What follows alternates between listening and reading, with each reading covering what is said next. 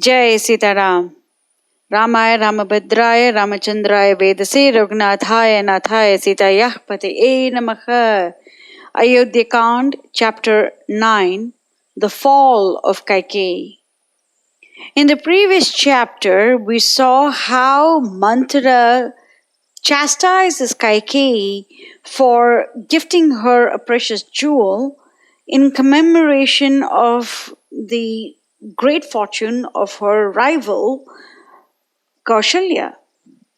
And then she talks about how Rama is going to definitely kill Bharata and how Rama, seated on the throne of Ayodhya, is going to cause the downfall of Kaikeyi.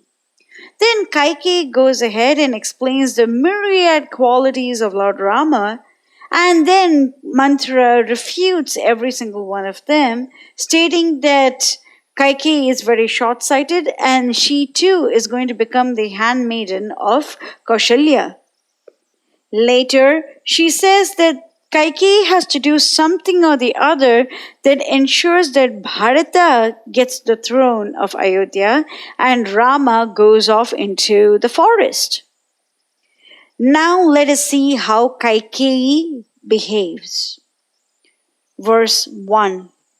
Evam uktatu Kaikeyi kopena jvalitanana dirgham ushtam vinishvasya Mantharam idam abravit. No one knew better the peerless qualities that adorned Rama. Yet she drank the words of the hunchback with greedy ears. Fire flashed from her eyes at the thought of her proud self reduced to be the bondmaid of Kaushalya. Long and hot she sighed and exclaimed. Verse 2. Adya Ramam itaha kshipram vanam prasthapayamyaham yavarajyecha bharatam kshipram evabhishechaye. This very moment I shall drive away Rama from the haunts of men and place a crown on the head of Bharata. So, in the previous chapter we saw how Kaikeyi herself praises the various qualities of Rama. She even says that Rama loves her and serves her more than he does Mother Kaushalya. And she also accedes to the fact that Rama is very loving towards his brothers. And yet, the thought of her serving Kaushalya puts her in the spin. And she decides that Rama has to immediately go off to the forest and that Bharata should become the king. So we can see that Manthara wanted to make sure that her position as the top maiden of the king's favorite queen is consistent throughout. Kaikeyi wanted to ensure that her position as a favorite queen of King Dasaratha is always maintained. And Manthara had mentioned previously that Kaushalya might wreak havoc on Kaikeyi because Kaikeyi did not treat her very well before. And now Kaikeyi wants to make sure that Kaushalya is always stifled. She does not want Kaushalya to rise up and she does not want to lose her position. So the crux of the matter was not that Bharata should become okay, but that they, Manthara and Kaikeyi, should not lose their respective positions. Verse 3. Idam tvidanim sampashya kenopayena manthare bharataha prapnuyad rajyam natu ramaha katanchana. Manthara, I know that your brain is keen and subtle. My son must win the throne, and that now. Rama should be eternally shut out from the succession to the throne, and I count upon you to find me a way to the accomplishment of my object. Verse 4. Evam ukta taya devya manthara papadarshini ramartham upahimsanti Kaikeyi idam abravit. Manthara had her heart set upon the ruin of Rama. Joy unspeakable filled her sinful heart because she was so happy that she had won over Kaikeyi to her views. Verse 5. Hante danim pravakshyami Kaikeyi shruyatam cha me yatahi bharato rajyam putraha prapsyati kevalam. Here I have a plan ready to set Bharata on the throne. O Kaikeyi, I am so glad. Listen to it. Verse 6. Kim na smarasi Kaikeyi smaranti va niguhase yaduchyamanam atmartham mattastvam shrotam. But I wonder how you seek it of me. Have you forgotten, or remembering well do you pretend ignorance? Verse 7. Mayocyamanam yadi te shrotam chando vilasini shruyatam abhidasyami shrutva chaitad vidhiyatam. Perhaps you prefer to hear of the welcome news from me. Well, hear it, since you wish it, and having heard, give your best thoughts to it. Verse 8. Shrutvaivam vachanam tasya mantharayastu Kaikeyi kimchid utthaya shayanat swastirnat idam abravit.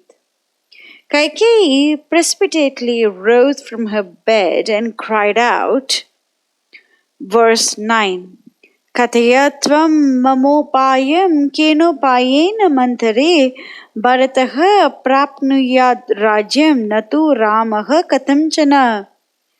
O Manthara, Bharata should get the throne by any means, fair and foul, and Rama must never dream of it.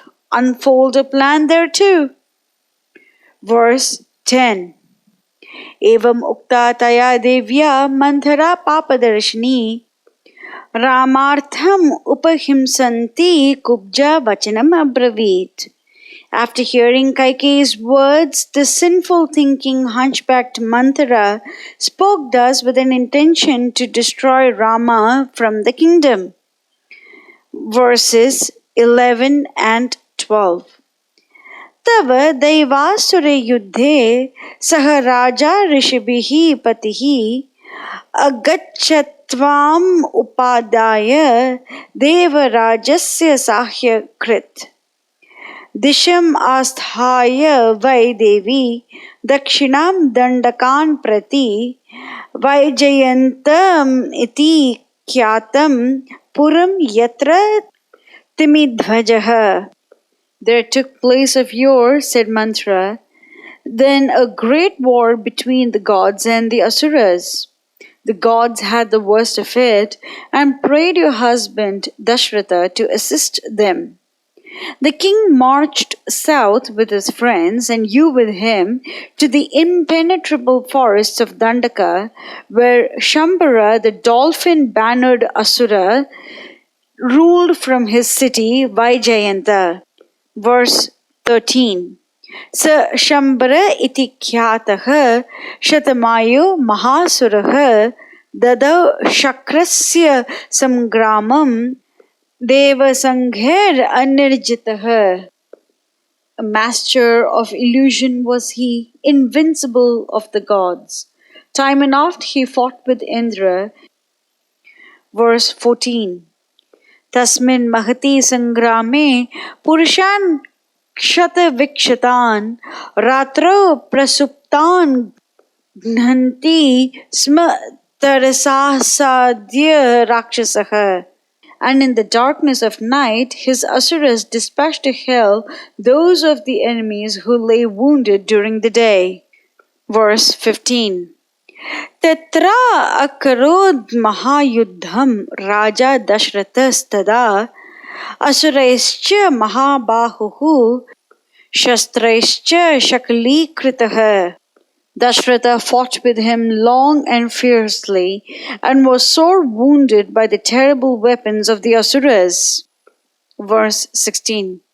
अपवाह्य त्वया देवी संग्रामा नष्टचेतनः तत्रपि विक्षतः शस्त्रैः पतिस्ते रक्षितस्त्वया.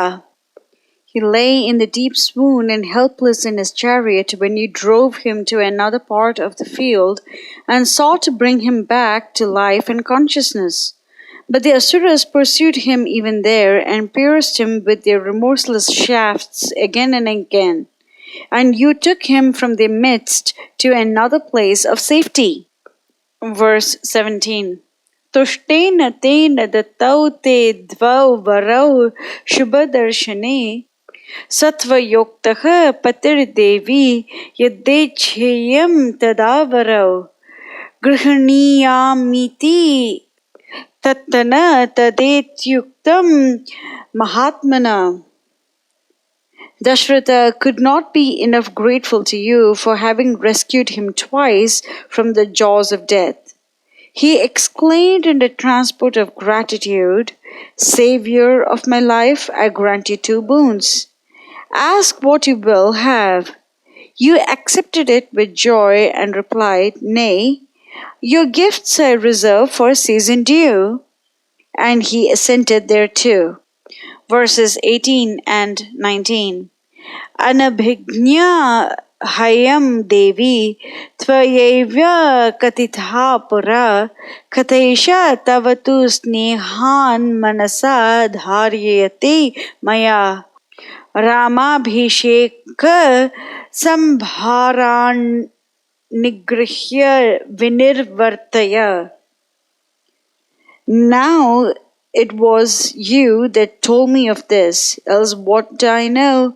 My love for you has treasured it in depths of my memory. Make your husband put a full stop to the hateful preparations that are afoot towards the coronation of Rama. Verse 20. तौ वरौ याच भर्तारं भरतस्याभिषेचनं प्रव्राजनं तु रामस्य त्वं वर्षाणि चतुर्दश. Put him in mind of the two boons you have of him, and use them to seat Bharata on the throne of the Koshalas, and exile Rama to the woods for 14 years. Verse 21. चतुर्दश हि वर्षाणि रामे प्रव्राजिते वनं प्रजाभावगतस्नेहः स्थिरपुत्रो भविष्यति. 14 years are more than enough for Bharata to root himself in the affections of his subjects. Verse 22. Krodhagaram pravishyadya kruddhe evashvatpatehe sute Sheshvanantarhitayam tvam bhumau malinavasini. Hear me yet while I direct you how to proceed. O daughter of Ashwapati, take yourself hence to the chamber of wrath as if your heart was aflame against Dasaratha. Wrap your shapely limbs in coarse robes, mean and soiled. Lie there in dust and dirt. Verse 23. Masmainam pratyudiksheta machaina abhibhashataha rudanti chapi tam drishtva jagatyam shokalalasa. The moment he steps in, sob as if your heart would break. Raise not your eyes to his face, speak not to him, and our hopes are to be sure to be crowned with success. Verse 24. Daita tvam sada bharturatra me nasti samshayah tvat krite sa maharajo vishedapi hutashanam. I know for a truth that you stand nearest his heart. For you he will jump into the blazing fire. Verse 25.